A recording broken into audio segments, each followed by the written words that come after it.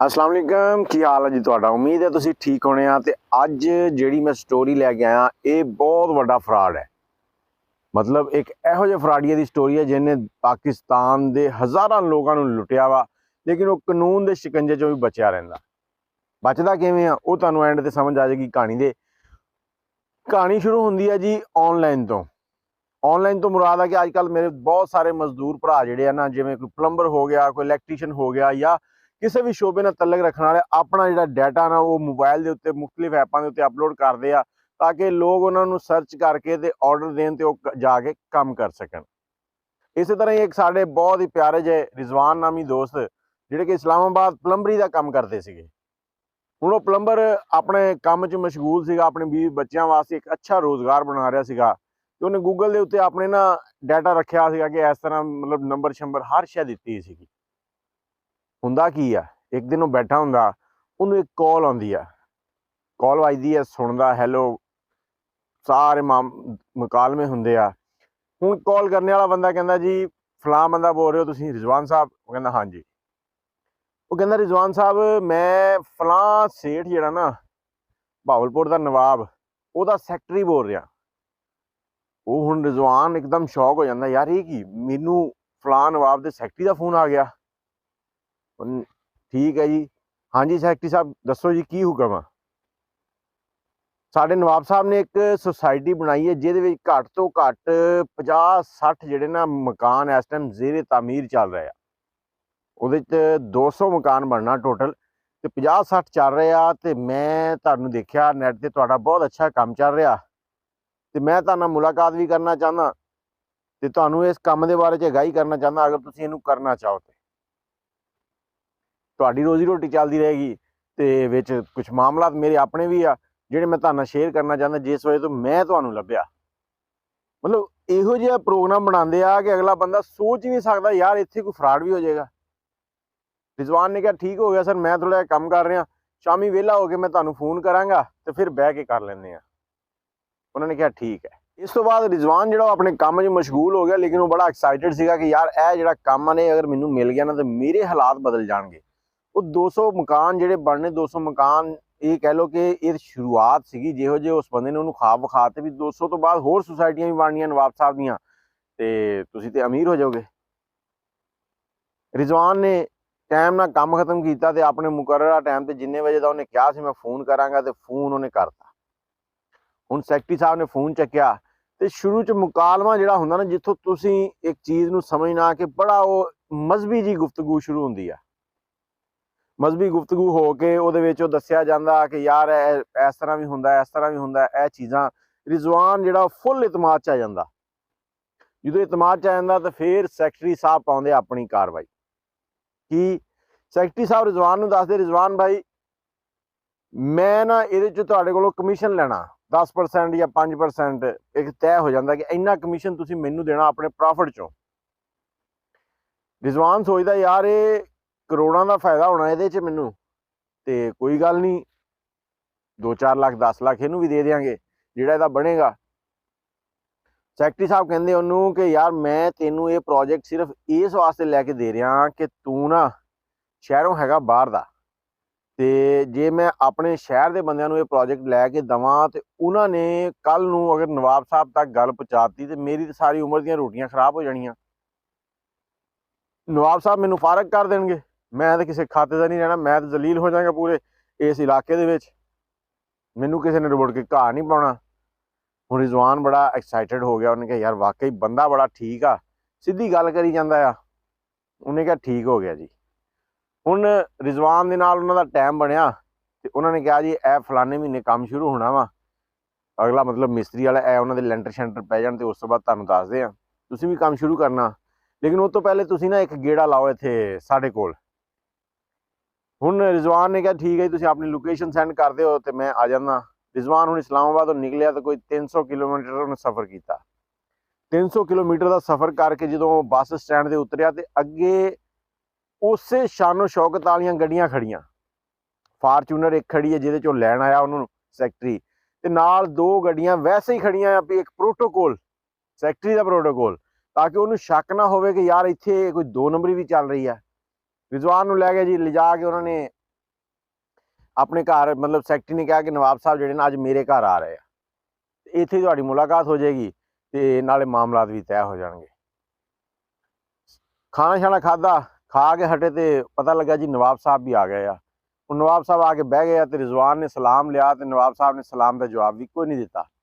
ਇਹ ਵੀ ਇੱਕ ਫਾਰਮੂਲਾ ਅਗਲੇ ਬੰਦੇ ਦੇ ਉੱਤੇ ਆਪਣੇ ਆਪ ਨੂੰ ਹੈਵੀ ਕਰਨੇ ਦਾ। ਜਦੋਂ ਉਹਨਾਂ ਨੇ ਜਵਾਬ ਨਹੀਂ ਦਿੱਤਾ ਨਾ ਤੇ ਰਿਜ਼ਵਾਨ ਕਹਿੰਦਾ ਯਾਰ ਵਾਕਈ ਬੜਾ ਮੂਡੀ ਜਿਹਾ ਬੰਦਾ, ਕੋਈ ਪੈਸੇ ਵਾਲਾ ਬੰਦਾ ਲੱਗ ਰਿਹਾ ਜਿਹੜਾ ਏਡੇ ਮੂਡ 'ਚ ਆ ਕਿ ਮੈਨੂੰ ਜਵਾਬ ਵੀ ਨਹੀਂ ਦੇ ਰਿਹਾ।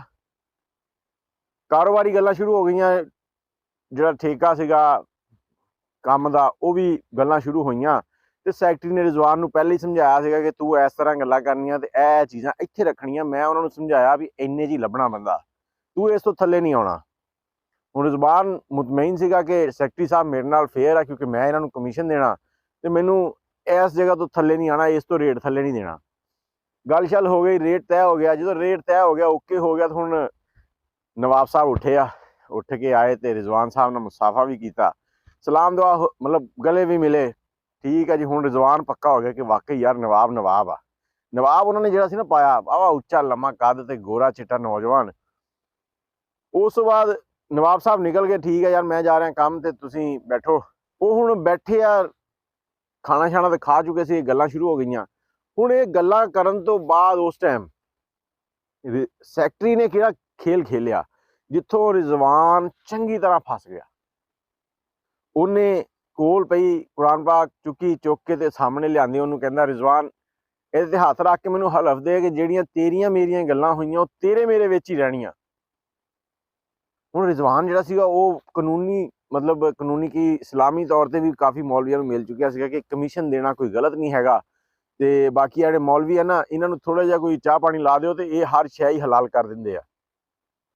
ਉਹ ਕਮਿਸ਼ਨ ਵੀ ਹਲਾਲ ਸੀਗਾ। ਉਹਨੇ ਕਿਹਾ ਠੀਕ ਹੈ ਜੀ, ਹੋ ਗਿਆ, ਹਲਫਨਾਮਾ ਵੀ ਹੋ ਗਿਆ। ਹੁਣ ਰਿਜ਼ਵਾਨ ਵਿਚਾਰਾ ਨਾ ਕਿਸੇ ਨੂੰ ਦੱਸ ਸਕੇ ਤੇ ਖੁਸ਼ ਵੀ ਬੜਾ ਕਿ ਮੇਰਾ ਇਹ ਰੌਲਾ ਚੱਲ ਗਿਆ। ਰਿਜ਼ਵਾਨ ਸਾਹਿਬ ਵਾਪਸ ਚਲੇ ਗਏ ਆਪਣੇ ਪਿੰਡ, ਇਸਲਾਮਾਬਾਦ ਜਾਣ ਦੀ ਬਜਾਏ ਆਪਣੇ ਪਿੰਡ ਗਏ। ਹੁਣ ਪਿੰਡ ਗਏ ਤੇ ਸ਼ਾਮ ਨੂੰ ਸੈਕਟਰੀ ਸਾਹਿਬ ਦੀ ਉਹਨਾਂ ਨੂੰ ਕਾਲ ਗਈ ਕਿ ਰਿਜ਼ਵਾਨ ਭਾਈ ਨਾਰਾਜ਼ ਵੀ ਨਾ ਹੋਣਾ ਤੇ ਥੋੜਾ ਜਿਹਾ ਇੱਕ ਕੰਮ ਆ। ਕੀ ਕੰਮ ਆ ਜੀ? ਯਾਰ ਉਹ ਮੈਨੂੰ ਨਾ ਥੋੜੇ ਜਿਹੇ ਪੈਸੇ ਚਾਹੀਦੇ ਆ, ਇੱਕ ਬਹੁਤ ਜ਼ਰੂਰੀ ਕੰਮ ਆ ਤੇ ਨਵਾਬ ਸਾਹਿਬ ਕੋਲੋਂ ਤਾਂ ਮੈਂ ਮੰਗ ਨਹੀਂ ਸਕਦਾ ਤੇ ਚਲੋ ਆਪਾਂ ਜਿਹੜਾ ਕਮਿਸ਼ਨ ਬਣਦਾ ਉਹਦੇ ਚੋਂ ਤੁਸੀਂ ਮੈਨੂੰ ਸੈਂਡ ਕਰ ਦਿਓ। ਉਹ ਰਿਜ਼ਵਾਨ ਨੇ ਸੋਚਿਆ ਯਾਰ ਚਲੋ ਠੀਕ ਆ, ਕੋਈ ਗੱਲ ਨਹੀਂ, ਕਮਿਸ਼ਨ ਦੇਣ ਨੂੰ ਦੇਣਾ ਹੀ ਦੇਣਾ, ਚਲੋ ਸੈਂਡ ਕਰ ਦਿੰਦੇ ਆ। ਰਿਜ਼ਵਾਨ ਨੇ ਉਹਨੂੰ ਜੀ ਤਕਰੀਬਨ ਕੋਈ ਜਿਹੜੀ ਡਿਮਾਂਡ ਉਹਨੇ ਕੀਤੀ ਸੀ ਨਾ 5 ਲੱਖ ਦੀ ਸੀ। ਉਹਨੇ ਕਿਹਾ ਯਾਰ ਮੇਰੇ ਕੋਲ 5 ਲੱਖ ਤੇ ਨਹੀਂ, ਇਸ ਟਾਈਮ 2-2.5 ਲੱਖ ਪਿਆ ਆ ਤੇ ਇਹ ਤੁਹਾਨੂੰ ਭੇਜ ਦਿੰਦਾ। ਉਹਨੇ ਕਿਹਾ ਯਾਰ ਤੂੰ ਭੇਜਣਾ ਨੀਗਾ, ਮੈਂ ਤੇਰੇ ਕੋਲ ਬੰਦਾ ਭੇਜਦਾ ਆ, ਬੰਦਾ ਭੇਜਦਾ, ਉਹਨੂੰ ਦਸਤੀ ਦੇ ਦੇਣੇ ਆ। ਕਿਹੜੀ ਜਗ੍ਹਾ ਤੇ? ਇਸਲਾਮਾਬਾਦ। ਹੁਣ ਉਹਨੇ ਕਿਹਾ ਪਿੰਡ ਭੇਜ ਦਿਓ। ਕਹਿੰਦਾ ਨਹੀਂ ਪਿੰਡ ਨਹੀਂ ਭੇਜਣਾ, ਤੁਸੀਂ ਇਸਲਾਮਾਬਾਦ ਆ ਜਾਓ, ਉੱਥੇ ਆ ਜਾਂਦਾ ਬੰਦਾ ਤੇ ਉੱਥੇ ਤੁਹਾਡੇ ਕੋਲ ਲੈ ਲਏਗਾ। ਇਸਲਾਮਾਬਾਦ ਗਿਆ, ਉੱਥੇ ਉਹਨੇ ਪੈਸੇ ਲੈ ਲਏ, ਠੀਕ ਹੋ ਗਿਆ ਜੀ, 2.5 ਲੱਖ ਚਲਾ ਗਿਆ। ਹੁਣ ਥੋੜਾ ਜਿਹਾ ਟਾਈਮ ਗੁਜ਼ਰਿਆ ਤੇ ਉਹ ਕਾਰਵਾਈ ਜਿਹੜੀ ਨਾ ਇਹ ਇਸੇ ਤਰ੍ਹਾਂ ਚੱਲ ਰਹੀ ਸੀਗੀ। ਤਕਰੀਬਨ ਕੋਈ 20 ਦਿਨ ਗੁਜ਼ਰੇ ਤੇ ਸੈਕਟਰੀ ਸਾਹਿਬ ਨੇ ਫਿਰ ਉਹਨੂੰ ਫੋਨ ਕੀਤਾ, ਰਿਜ਼ਵਾਨ ਭਾਈ ਮੈਨੂੰ ਨਾ ਥੋੜੇ ਜਿਹੇ ਪੈਸੇ ਚਾਹੀਦੇ ਆ। ਰਿਜ਼ਵਾਨ ਹੁਣ ਲਾਲਚ 'ਚ ਫਸਿਆ ਸੀਗਾ ਤੇ ਉਹਨੇ ਕਿਹਾ ਯਾਰ ਮੈਨੂੰ ਠੇਕਾ ਤੇ ਮਿਲ ਹੀ ਗਿਆ ਤੇ ਪ੍ਰੋਫਿਟ ਚੰਗਾ ਭਲਾ ਹੋ ਜਾਣਾ ਤੇ ਮੈਂ ਕਿਸੇ ਕੋਲ ਕਰਜ਼ਾ ਫੜ ਕੇ ਦੇ ਦਿੰਦਾ, ਲਾ ਦਿਆਂਗਾ, ਬਾਅਦ 'ਚ ਸਾਰਿਆਂ ਦੇ ਮੂੰਹ ਧੋ ਦਿਆਂਗਾ ਯਾਰ, ਕੋਈ ਟੈਨਸ਼ਨ ਨਹੀਂ, ਅੱਜ ਔਖਾ ਹੋ ਜਾਊਗਾ, ਕੱਲ ਦਾ ਦਿਨ ਜਿਹੜਾ ਨਾ ਮੇਰਾ ਸੌਖਾ ਆਏਗਾ ਜਦੋਂ ਆਉਣ ਵਾਲਾ ਵਕਤ ਹੈ। ਇਸ ਵਾਰੀ ਸੈਕਟਰੀ ਨੇ ਉਹਦੇ ਕੋਲੋਂ 10 ਲੱਖ ਰੁਪਇਆ ਮੰਗਿਆ ਸੀਗਾ ਤੇ ਰਿਜ਼ਵਾਨ ਨੇ ਇਕੱਠਾ ਕੁੱਠਾ ਕੀਤਾ 10 ਲੱਖ ਤੇ ਸੈਕਟਰੀ ਨੇ ਉਹਨੂੰ ਕਿਹਾ ਅੱਛਾ ਯਾਰ ਤੂੰ ਐਵੇਂ ਕਰ, ਇਹ ਪੈਸੇ ਲੈ ਕੇ ਨਾ ਤੂੰ ਸਾਡੇ ਸ਼ਹਿਰ ਆ ਜਾ, ਸਾਡੇ ਸ਼ਹਿਰ ਆ ਜਾ, ਇਹ ਪੈਸੇ ਲੈ ਕੇ ਆਪਾਂ ਇੱਥੇ ਨਾ ਨਾਲੇ ਮੁਲਾਕਾਤ ਹੋ ਜਾਏਗੀ ਤੇ ਇਹ 2 ਦਿਨਾਂ ਤੇ ਨਵਾਬ ਸਾਹਿਬ ਨੇ ਵੀ ਆਉਣਾ, ਤੇਰੀ ਇੱਕ ਮੁਲਾਕਾਤ ਹੋਰ ਕਰਵਾ ਦਿੰਦੇ ਆ। ਹੁਣ ਰਿਜ਼ਵਾਨ ਆ ਗਿਆ, ਉਸੇ ਤਰ੍ਹਾਂ ਹੀ ਪ੍ਰੋਟੋਕੋਲ, ਖੁੱਲੇ ਖਾਣੇ, ਬੱਕਰੇ ਸ਼ੱਕਰੇ, ਜੋ ਵੀ ਆਲਾ ਖਾਣਾ ਨਾ ਉਹਨੂੰ ਪੇਸ਼ ਕੀਤਾ ਜਾਂਦਾ ਸੀਗਾ। ਹੁਣ ਇੱਥੇ ਕਿਉਂਕਿ ਬੱਕਰਾ ਤੇ ਰਿਜ਼ਵਾਨ ਹੀ ਸੀਗਾ ਨਾ, ਕੱਟ ਤੇ ਉਹੀ ਹੋ ਰਿਹਾ ਸੀਗਾ। ਉਹਨੇ ਪੈਸੇ ਪੂਸੇ ਦਿੱਤੇ ਉਹਨਾਂ ਨੂੰ, ਦੇ ਕੇ ਤੇ ਨਵਾਬ ਸਾਹਿਬ ਵੀ ਵਿੱਚ ਆ ਗਏ, ਉਹਨਾਂ ਦੇ ਨਾਲ ਵੀ ਥੋੜੀ 15-20 ਮਿੰਟ ਦੀ ਮੁਲਾਕਾਤ ਹੋ ਗਈ। ਉਹਨਾਂ ਨੇ ਤਸੱਲੀ ਦਿੱਤੀ ਕਿ ਇਨਸ਼ਾਅੱਲਾ ਜਲਦੀ ਕੰਮ ਸ਼ੁਰੂ ਹੋ ਜਾਏਗਾ ਤੇ ਤੂੰ ਕੰਮ ਸਟਾਰਟ ਕਰਨਾ ਤੇ ਉੱਥੇ ਕੰਮ ਮੈਨੂੰ 1 ਨੰਬਰ ਚਾਹੀਦਾ ਔਰ ਜਲਦੀ ਤੋਂ ਜਲਦੀ ਖਤਮ ਹੋਣਾ। ਜਦੋਂ ਸਟਾਰਟ ਕਰਨਾ ਨਾ ਤੇ ਆਪਾਂ ਦਿਨਾਂ 'ਚ ਹੀ ਖਤਮ ਕਰਨਾ ਤਾਂ ਕਿ ਪਲਸਤਰ ਸ਼ੁਰੂ ਹੋਣ ਤੇ ਬਿਲਡਿੰਗਾਂ ਤਿਆਰ ਹੋਣ। ਰਿਜ਼ਵਾਨ ਫਿਰ ਮੁਤਮਈਨ ਚਲਾ ਗਿਆ ਵਾਪਸ। ਹੁਣ 2.5 ਲੱਖ ਪਹਿਲੇ ਦੇ ਚੁੱਕਿਆ ਸੀਗਾ, 10 ਲੱਖ ਹੋਰ ਦੇ ਦਿੱਤਾ, 12.5 ਲੱਖ ਤੇ ਪ੍ਰੋਫਿਟ ਹਜੇ ਤੱਕ ਆਨੇ ਦਾ ਨਹੀਂ ਹੋਇਆ। ਹੁਣ ਥੋੜੇ ਦਿਨ ਗੁਜ਼ਰੇ ਤੇ ਚੰਦ ਦਿਨ ਗੁਜ਼ਰੇ ਸੀਗੇ ਤੇ ਉਹਨੇ ਨਾ ਫੇਰ ਫੋਨ ਕੀਤਾ ਸੈਕਟਰੀ ਨੇ ਕਿ ਰਿਜ਼ਵਾਨ ਭਾਈ ਥੋੜੇ ਜਿਹੇ ਪੈਸੇ ਚਾਹੀਦੇ। ਮਤਲਬ ਉਹ ਇਸ ਤਰ੍ਹਾਂ ਦੀ ਕਹਾਣੀ ਸੁਣਾਉਂਦਾ ਸੀ, ਰਾਬਤੇ 'ਚ ਤੇ ਰੋਜ਼ਾਨਾ ਹੀ ਰਹਿੰਦੇ ਸੀਗੇ, ਰੋਜ਼ਾਨਾ ਸ਼ਾਮ ਨੂੰ ਉਹਨਾਂ ਦੀ ਗੱਪਸ਼ਪ ਲੱਗਦੀ ਸੀ, ਕੰਮ ਦੇ ਬਾਰੇ 'ਚ ਵੀ ਗੱਲਬਾਤ ਹੁੰਦੀ ਸੀ। ਲੇਕਿਨ 10 ਤੋਂ 15 ਦਿਨ ਜਦੋਂ ਗੁਜ਼ਰਦੇ ਸੀ ਨਾ ਤੇ ਫਿਰ ਉਹ ਕਾਰਵਾਈ ਹੁੰਦੀ ਸੀ ਪੈਸਿਆਂ ਦੀ। ਉਹ ਹੁਣ ਸੈਕਟਰੀ ਤੇ ਪੂਰਾ ਠੱਗ ਸੀਗਾ। ਉਹ ਇਹੋ ਜਿਹੀ ਕਹਾਣੀ ਪਾਉਂਦਾ ਸੀਗਾ ਕਿ ਰਿਜ਼ਵਾਨ ਸਾਹਿਬ ਮਨਾ ਹੀ ਨਹੀਂ ਕਰ ਸਕਦੇ ਸੀਗੇ ਕਿ ਯਾਰ ਮੈਂ ਇਸ ਬੰਦੇ ਨੂੰ ਕਿਸ ਤਰ੍ਹਾਂ ਮਨਾ ਕਰਾਂ, ਕਿਉਂਕਿ ਉਹ ਹੁਣ 12 ਲੱਖ 12.5 ਲੱਖ ਪਹਿਲੇ ਫਸਾ ਚੁੱਕਿਆ ਸੀ। ਜੇ ਮਨਾ ਕਰਦਾ ਸੀ ਤੇ 12 ਵੀ ਜਾਂਦਾ ਸੀਗਾ। ਹੁਣ ਉਹਨੇ ਸੈਕਟਰੀ ਨੇ ਫੇਰ ਕੋਈ 8-10 ਲੱਖ ਦੀ ਕਹਾਣੀ ਪਾਤੀ। ਰਿਜ਼ਵਾਨ ਨੇ ਔਖਿਆਂ ਸੌਖਿਆਂ ਘਰੋਂ ਮੋਟਰਸਾਈਕਲ ਵੇਚੀ, ਕੁਝ ਬੇਗਮ ਦੇ ਜ਼ੇਵਰ ਵੇਚੇ, ਵੇਚ ਵੂਚ ਕੇ ਤੇ ਉਹ ਪੈਸੇ ਜੀ ਕਰਕੇ ਨਾ ਤੇ ਉਹ ਉਹਨਾਂ ਨੂੰ ਪਹੁੰਚਾਤੇ। ਹੁਣ ਇੱਕ ਹੋਰ ਗੱਲ ਜਿਹੜੀ ਕਿ ਉਹ ਜਿਹੜਾ ਗੈਂਗ ਸੀ ਨਾ ਉਹ ਪੈਸੇ ਕੈਸ਼ ਹੀ ਲੈਂਦਾ ਸੀ। ਜੇ ਤੁਸੀਂ ਕਹੋ ਨਾ ਕਿ ਬੈਂਕ ਅਕਾਊਂਟ ਦੇ ਦਿਓ ਅਸੀਂ ਇੱਥੋਂ ਪਾ ਦਿੰਦੇ ਹਾਂ, ਸੈਕਟਰੀ ਨਹੀਂ ਯਾਰ ਉੱਥੋਂ ਨਹੀਂ ਪਾਣੇ, ਜੇ ਨਵਾਬ ਸਾਹਿਬ ਨੇ ਕਦੀ ਮੇਰਾ ਅਕਾਊਂਟ ਚੈੱਕ ਕਰ ਲਿਆ ਤੇ ਫਿਰ ਉਹ ਮਸਲਾ ਹੋ ਜਾਏਗਾ ਵੀ ਤੇਰੇ ਕੋਲੋਂ ਪੈਸੇ ਆ ਰਹੇ ਜਾਂ ਕਿੱਥੋਂ ਆ ਰਹੇ, ਤਹਿਕੀਕ ਕਰਨਗੇ ਤੇ ਮੈਂ ਫਸ ਜਾਵਾਂਗਾ। ਮਤਲਬ ਕਹਾਣੀ ਹਰ ਗੱਲ ਦੀ ਉਹ ਤਿਆਰ ਰੱਖਦਾ ਸੀਗਾ ਸੈਕਟਰੀ। ਰਿਜ਼ਵਾਨ ਨੇ ਦੇ ਤੇ ਪੈਸੇ, ਕਰਦਿਆਂ ਕਰਾਉਂਦਿਆਂ ਕੋਈ 6 ਮਹੀਨੇ ਗੁਜ਼ਰ ਗਏ ਤੇ ਰਿਜ਼ਵਾਨ ਜਿਹੜਾ ਨਾ ਕੋਈ 22 ਲੱਖ ਰੁਪਇਆ ਉਹਨਾਂ ਨੂੰ ਦੇ ਚੁੱਕਿਆ ਸੀ। ਹੁਣ 22 ਲੱਖ ਤੋਂ ਬਾਅਦ ਇਹ ਕਹਾਣੀ ਜਿਹੜੀ ਮੈਂ ਤੁਹਾਨੂੰ ਸੁਣਾਈ ਹੈ ਇਹ ਇੱਕ ਹਕੀਕਤ ਹੈ ਔਰ ਮੈਂ ਆਪਣੇ ਇੱਕ ਦੋਸਤ ਦੀ ਕਹਾਣੀ ਸੁਣਾ ਰਿਹਾ। ਨਾ ਉਹਦਾ ਚੇਂਜ ਹੋ ਸਕਦਾ ਆ ਲੇਕਿਨ ਇਹ ਰੀਅਲ ਕਹਾਣੀ ਆ। ਮੇਰੇ ਨਾਲ ਉਹਦਾ ਰਾਬਤਾ ਹੁੰਦਾ ਤੇ ਮੈਨੂੰ ਉਹਨੇ ਪੁੱਛਿਆ ਕਿ ਇਹ ਫਲਾਂ ਫਲਾਂ ਨਵਾਬ ਨੂੰ ਜਾਣਦਾ ਤੂੰ? ਮੈਂ ਕਿਹਾ ਯਾਰ ਮੈਂ ਨਹੀਂ ਜਾਣਦਾ ਲੇਕਿਨ ਮੇਰਾ ਕੁਝ ਸਹਾਫੀਆਂ ਦੇ ਨਾਲ ਤਲਕ ਹੈਗਾ, ਮੈਨੂੰ ਸ਼ਹਿਰ ਦੱਸ ਕਿਹੜੇ ਸ਼ਹਿਰ 'ਚ ਆ ਤੇ ਮੈਂ ਤੈਨੂੰ ਪਤਾ ਕਰਵਾ ਦਿੰਦਾ। ਹੁਣ ਮੈਂ ਉਸ ਸ਼ਹਿਰ ਦੇ ਕੁਝ ਸਹਾਫੀਆਂ ਨਾਲ ਰਾਬਤਾ ਕੀਤਾ, ਰਾਬਤਾ ਕਰਕੇ ਉਹਨਾਂ ਨੂੰ ਪੁੱਛਿਆ ਤੇ ਉਹ ਕਹਿੰਦੇ ਜੀ ਇਸ ਨਾਂ ਦਾ ਨਵਾਬ ਇਸ ਸ਼ਹਿਰ 'ਚ ਹੀ ਹੈ ਨਹੀਂ, ਬਹਾਵਲਪੁਰ ਸ਼ਹਿਰ 'ਚ। ਕਿ 16 ਨਵਾਬ ਸੀਗੇ ਸ਼ਾਇਦ ਤੇ ਉਹਨਾਂ ਦੀ ਅੱਗੇ ਔਲਾਦਾਂ ਸਾਰੀਆਂ ਨੂੰ ਕਹਿੰਦਾ ਮੈਂ ਜਾਣਦਾ ਲੇਕਿਨ ਇਸ ਨਾਂ ਦਾ ਬੰਦਾ ਉਹਨਾਂ ਦੇ ਵਿੱਚ ਹੈ ਨਹੀਂਗਾ। ਲਓ ਜੀ ਇਹੋ ਜਿਹਾ ਰਾਜ ਖੁੱਲਿਆ ਕਿ ਮੈਂ ਜਦੋਂ ਉਹਨੂੰ ਦੱਸਿਆ ਕਿ ਇਹ ਕੰਮ ਹੋ ਗਿਆ ਕਿ ਯਾਰ ਉਹ ਇਸ ਨਾਂ ਦਾ ਬੰਦਾ ਹੀ ਕੋਈ ਨਹੀਂ, ਉਹਨੂੰ ਮੇਰੀ ਗੱਲ ਤੇ ਯਕੀਨ ਨਾ ਆਵੇ। ਕਹਿੰਦਾ ਨਹੀਂ ਯਾਰ ਅਦਨਾਨ ਭਾਈ ਪੱਕਾ ਕਰੋ। ਫਿਰ ਉਹਨੇ ਜਿਹੜੇ ਮੈਨੂੰ ਐਡਰੈਸ ਦਿੱਤੇ ਸੀਗੇ ਮੈਂ ਉਹਨਾਂ ਦੀ ਤਹਿਕੀਕ ਸ਼ੁਰੂ ਕੀਤੀ ਕਿ ਇੱਥੇ ਇੱਥੇ ਉਹ ਆਇਆ। ਉਹਨੇ ਜਿਹੜੀਆਂ ਲਾਈਵ ਲੋਕੇਸ਼ਨਾਂ ਦਿੱਤੀਆਂ ਤੇ ਆ ਜਾ ਕੇ ਪਤਾ ਲੱਗਾ ਜੀ ਉਹ ਤੇ ਇੱਕ ਗੈਂਗ ਸੀਗਾ ਜਿਹੜਾ ਕਿ ਉਹਨੂੰ ਲੁੱਟ ਰਿਹਾ ਸੀਗਾ। ਹੁਣ ਅਗਲੀ ਤਕੀਦ ਮੈਂ ਉਹਨੂੰ ਇਹ ਕੀਤੀ ਕਿ ਤੂੰ ਹੁਣ ਇਸ ਗੈਂਗ ਦੇ ਪਿੱਛੇ ਨਹੀਂ ਜਾਣਾ। ਫਿਰ ਉਹ ਕਹਿੰਦਾ ਯਾਰ ਜਿਹੜੇ ਮੈਂ ਪੈਸੇ ਦਿੱਤੇ ਕਿਵੇਂ ਰਿਕਵਰ ਹੋਣਗੇ? ਉਹ ਰਿਕਵਰ ਵਾਸਤੇ ਕੁਝ ਜਗ੍ਹਾ ਤੇ ਅਸੀਂ ਹੱਥ ਪੈਰ ਮਾਰਿਆ ਲੇਕਿਨ ਉਹ ਰਿਕਵਰੀ ਕਰਵਾਉਣ ਵਾਸਤੇ ਵੀ 3-4 ਲੱਖ ਰੁਪਇਆ ਦੇਣਾ ਪੈ ਰਿਹਾ ਸੀਗਾ। ਜਦੋਂ 3-4 ਲੱਖ ਰੁਪਇਆ ਰਿਕਵਰੀ ਕਰਵਾਉਣ ਵਾਸਤੇ ਦੇਣਾ ਸੀਗਾ ਤੇ ਸਮਝੋ ਉਹ ਵੀ ਤਰਦਾ ਨਜ਼ਰ ਨਹੀਂ ਆਉਂਦਾ ਸੀ, ਉਹ ਵੀ ਡੁੱਬੇ ਹੀ ਸਮਝੋ ਕਿ ਲੱਭ ਗਏ ਨਹੀਂ ਤੇ ਇਹ 4 ਲੱਖ ਵੀ ਗਿਆ। ਤੇ ਇਸ ਵਜ੍ਹਾ ਤੋਂ ਫਿਰ ਰਿਜ਼ਵਾਨ ਜਿਹੜਾ ਨਾ ਉਹ ਚੁੱਪ ਕਰਕੇ ਘਰ ਬਹਿ ਗਿਆ ਤੇ ਇਹ ਕਹਾਣੀ ਇਸੇ ਤਰ੍ਹਾਂ ਹੀ ਠੱਪ ਹੋ ਗਈ।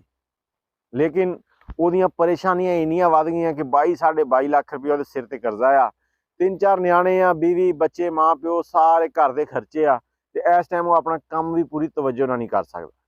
ਤੇ ਮੈਂ ਤੁਹਾਨੂੰ ਸਾਰੇ ਉਹਨਾਂ ਵਰਕਰਾਂ ਨੂੰ ਕਹਿਣਾ ਚਾਹੁੰਦਾ ਜਿਹੜੇ ਆਨਲਾਈਨ ਇਸ ਤਰ੍ਹਾਂ ਦੇ ਕੰਮ ਕਰਦੇ ਆ, ਇਹੋ ਜਿਹੇ ਫਰਾਡਾਂ ਚੋਂ ਬਚੋ ਤਾਂ ਕਿ ਤੁਹਾਨੂੰ ਜ਼ਿੰਦਗੀ ਦੇ ਵਿੱਚ ਕੋਈ ਮੁਸ਼ਕਿਲ ਨਾ ਆਵੇ। ਕਿਉਂਕਿ ਲਾਲਚ ਨਹੀਂ ਕਰਨਾ ਕਦੀ ਵੀ। ਲਾਲਚ ਕਹਿੰਦੇ ਜਿੰਨੀ ਦੇਰ ਤੱਕ ਲਾਲਚ ਹੀ ਜ਼ਿੰਦਾ ਆ ਠੱਗ ਭੁੱਖੇ ਨਹੀਂ ਮਰਦੇ। ਹੁਣ ਇਸ ਸਟੋਰੀ ਤੋਂ ਤੁਸੀਂ ਕੀ ਅਖਜ਼ ਕੀਤਾ ਇਹ ਜ਼ਰੂਰ ਦੱਸਣਾ।